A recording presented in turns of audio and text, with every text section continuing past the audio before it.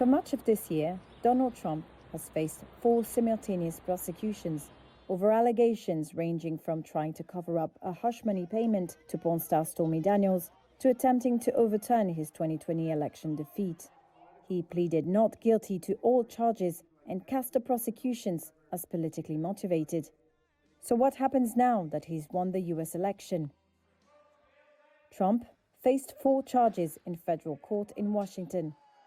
He was accused of spreading false claims of election fraud to try to block the collection and certification of votes following the 2020 election.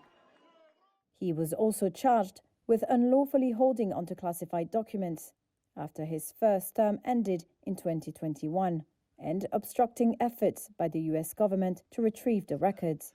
Is one of the most outrageous and vicious legal theories ever put forward in an American court of law.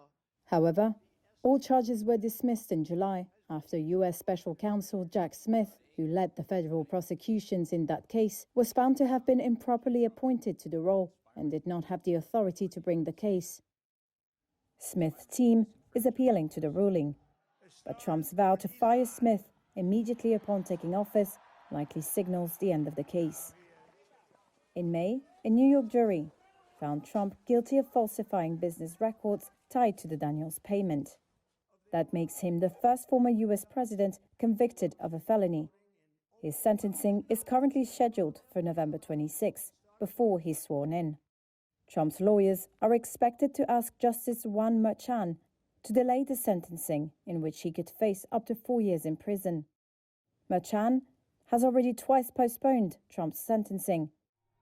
That was in part due to a July US Supreme Court ruling finding that presidents have broad immunity from prosecution over their official acts. Based on the ruling, Trump argues the case should be dismissed. He has vowed to appeal his conviction once he's sentenced. Separately, his lawyers have asked the Second US Circuit Court of Appeals to move the case to federal court. Such a move, if successful, could create new legal obstacles for the case. Last year, prosecutors in Georgia's Fulton County used state racketeering laws to charge Trump in an alleged conspiracy to reverse his defeat in the 2020 election. The election was a rigged election, a stolen election. Trump will not be able to end the prosecution, but his lawyer will seek to pause any activity related to him. They will argue that a president should not face the burden of a criminal prosecution while in office.